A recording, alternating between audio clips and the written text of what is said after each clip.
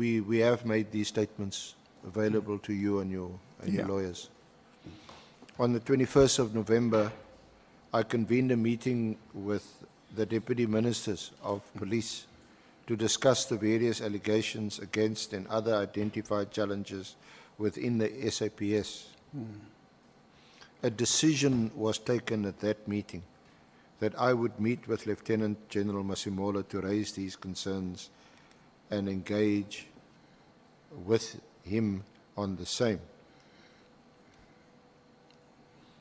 Yeah, we have had discussions and we have agreed on various occasions that there are issues that the minister should engage with the National Commissioner and process them so that by the time they come to us, they will have processed those issues.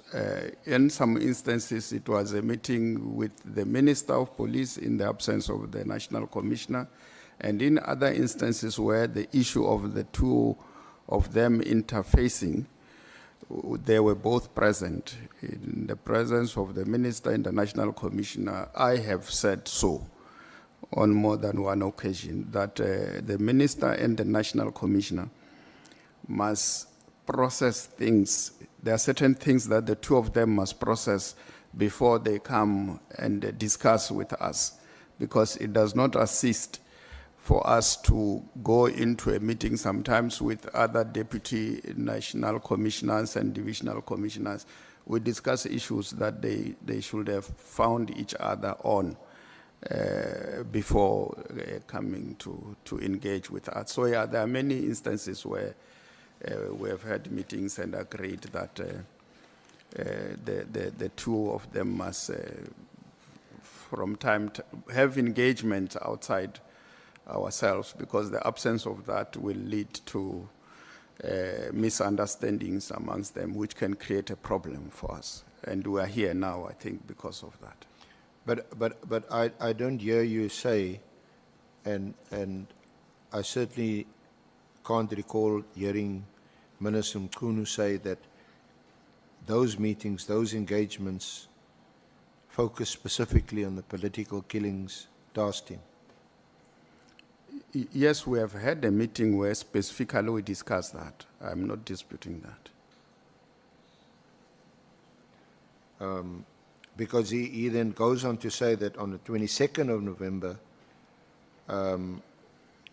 he met with General Masemola, with the deputy ministers, that's yourself, Lieutenant General Sabia, and all the provincial commissioners present. But he says the purpose of the meeting was also to discuss the ministry's deep concerns about the elevated murder rate, the escalation of firearms, including illegal firearms, drugs, and GBV plus F issues. Yeah, correct. We have had that, such a meeting. Yeah. Okay. At these meetings that you held in these briefings, did the minister at any stage give an indication that he's either not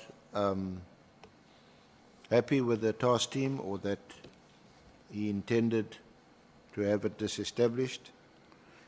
Yeah, he did raise that matter, that it must be de-established, and we had discussions around that. When would that have been? I can't recall the exact date.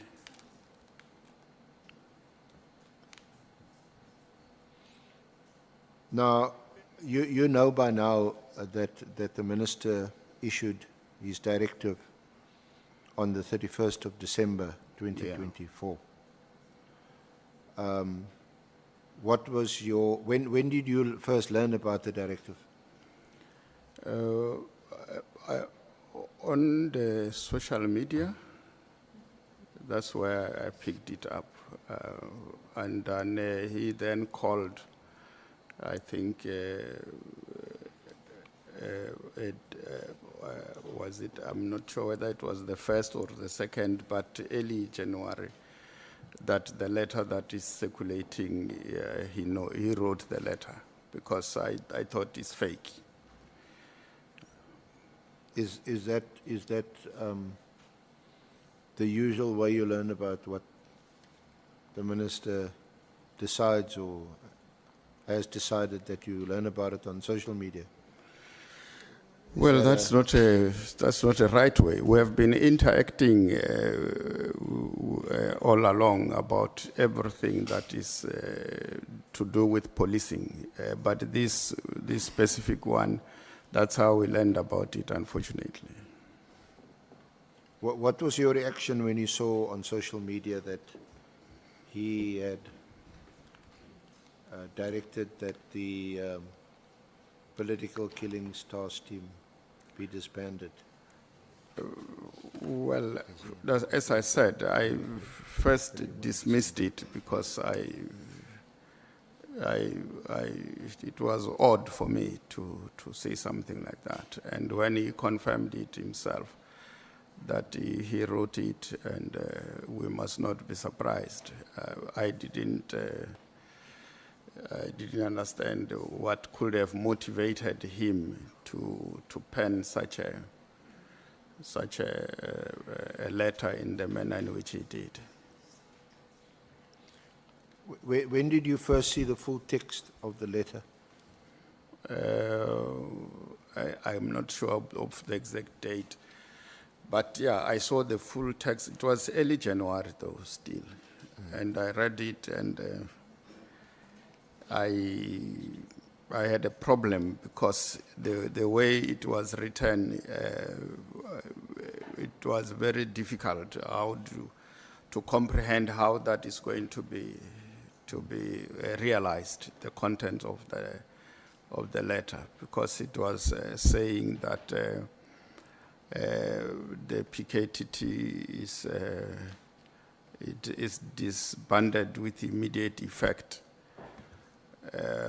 And that a close-up report must be submitted or a plan by 20 January, and then a close-up report by the end of the month. It was not practical to do those things. So how would one describe your reaction to seeing this directive? Shocked, surprised? It was unusual. Baffled? It was unusual. And I mean, it was not exciting. It was just problematic, yeah.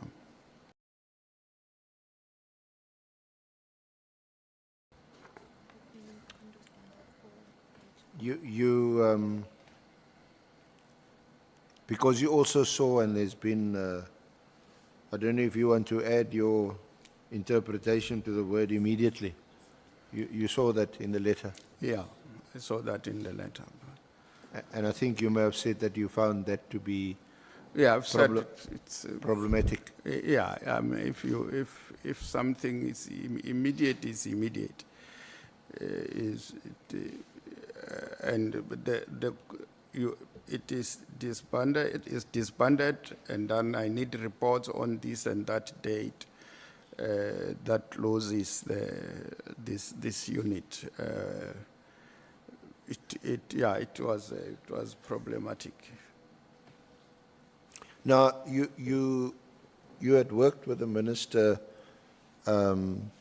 for at least half the year, from July to December, and you've also known him in another capacity, as a political ally, comrade.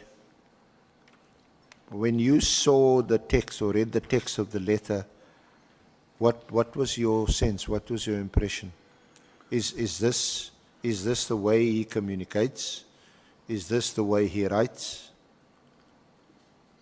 Look, it was very difficult to really put my thoughts together as to what was happening to him to craft the letter in the manner in which he did, and at the time that he did. I don't know what was going through his mind. and the circumstances that he was in when he penned when he penned the letter. It's I don't know. Of course, he has said so to you here, that he was seated at home and maybe the environment was such that he could apply his mind and pen that letter. But I don't know what he was going through, because a strong letter is not a light letter. Would it be correct to say he didn't consult with you? Of course, he didn't consult. The only time that he spoke to me, it was after the letter was out, and he was saying, "Yes, I've penned the letter. Don't be surprised."